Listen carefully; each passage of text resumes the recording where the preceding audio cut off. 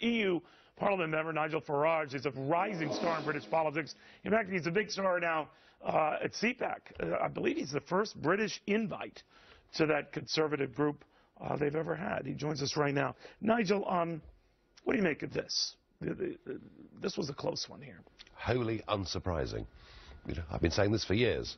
What we've done is we've allowed, through a deliberate policy of multiculturalism, because we want to show the world what lovely people we are, and we've allowed different communities to develop a different culture within, you know, what ought to be a Judeo-Christian culture. I mean, in the case of my country, our constitution, you know, makes it perfectly clear that is what we are as a country.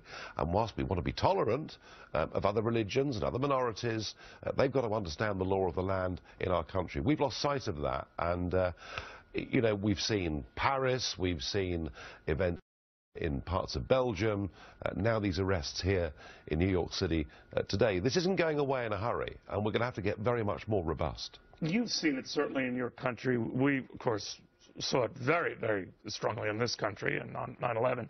But a lot of people have forgotten, Nigel. They're not as on guard about it, and they look at the atrocities abroad with the beheadings and, you know, burning pilots alive in a cage, and they think, well, that's over there.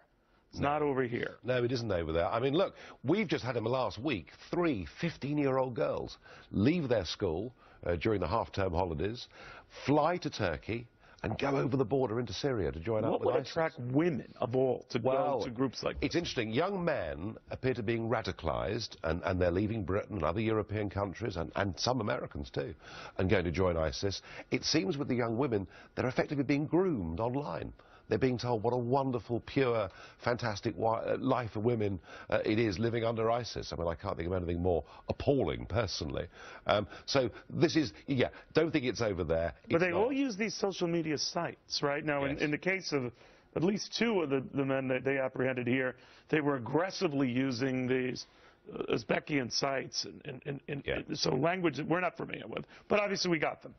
But it reminded me that we should widen our net here to include sites like this. Oh, look, our intelligence services, I mean, we today have got to put more faith in our intelligence services than ever. Well, they did a good job here. It helped that the one of them was a bit of an idiot to just be so graphic about his intentions. Yeah, the trouble is, though, of course, that from the perspective of the terrorist, they only have to get through once. You're right. And that is the big problem. So, I mean, I'm all for us spending more money on intelligence services. You know, this is the only way we're going to stop these atrocities. But longer term, you know, there is a cultural issue here. We've got to be more assertive. We've got to be more self-confident about who we are. All right. Now, a lot we don't know about these 3 guys. They might be Muslim by religion, but maybe not practicing Muslims or even that emphatic about it. They certainly are sympathetic to ISIS. So how does the culturalism issue come in there when you have someone who's Muslim by name, not really practicing, just sick? Well, look, that can happen to all religions, and right. You know, let's not think terrorism is new. So how would that strategy of yours to watch out for multiculturalism abuses find guys like this? Well, I mean, I think the problem in the USA is far less than it is in Britain. Take the mosques in Britain.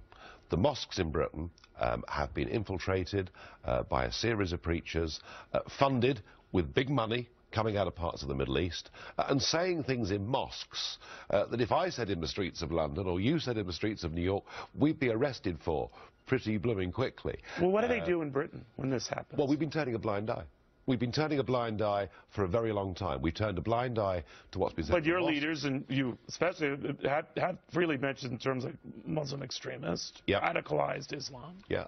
Not here. I mean, we've seen social issues too. I mean, the last time I was here, we were talking about a northern town called Rotherham, you know, in which 1,500 young girls were systematically sexually abused and raped.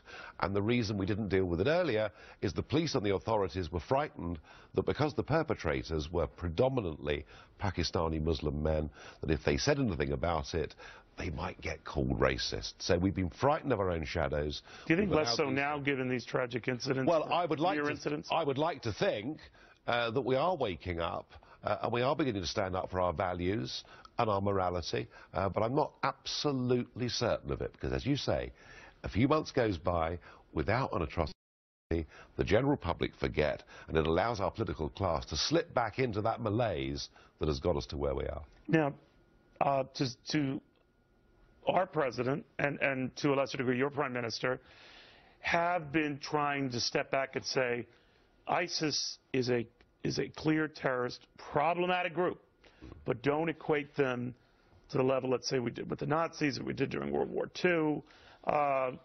More or less, our president's saying in this country, if it bleeds, it leads. That's why it gets the attention and the media does. What do you think of that? Well, the Nazis were a relatively easy enemy. We could see them. They had uniforms, they had flags, we knew exactly where they were.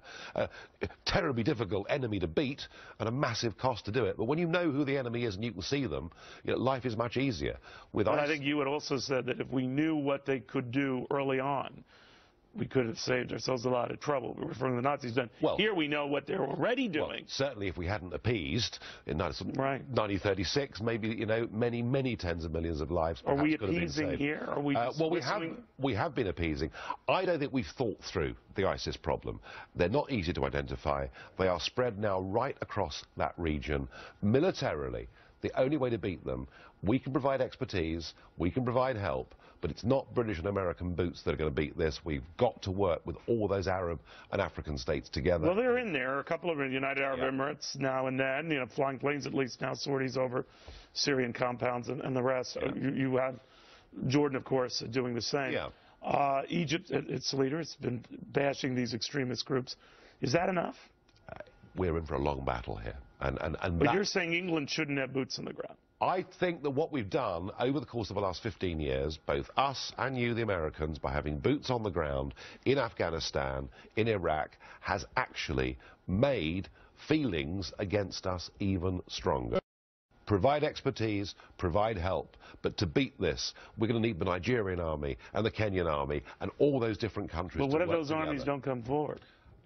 Then we have an even bigger problem. But I think they will come forward. Because I had John McCain and others where you're sitting are saying, well, we're going to have to entertain at least some boots on the ground. How many? I don't know. How many hundreds of thousands of men would it take? For that, you argue, would be a waste of time. I think the problem's too big. So when you address CPAC, and all these conservatives saying, we got to get tough. I'm going to say, what does that mean? I'm going to say, let's have a think. You know, we bombed Libya 4 years ago. We've made Libya worse. We've now made Libya a country in which it's impossible to live as a Christian. Let's think carefully before we get involved in complicated military and social issues. This ISIS threat across that whole region, it is a real, genuine evil. It won't be beaten by conventional warfare in a short space of time.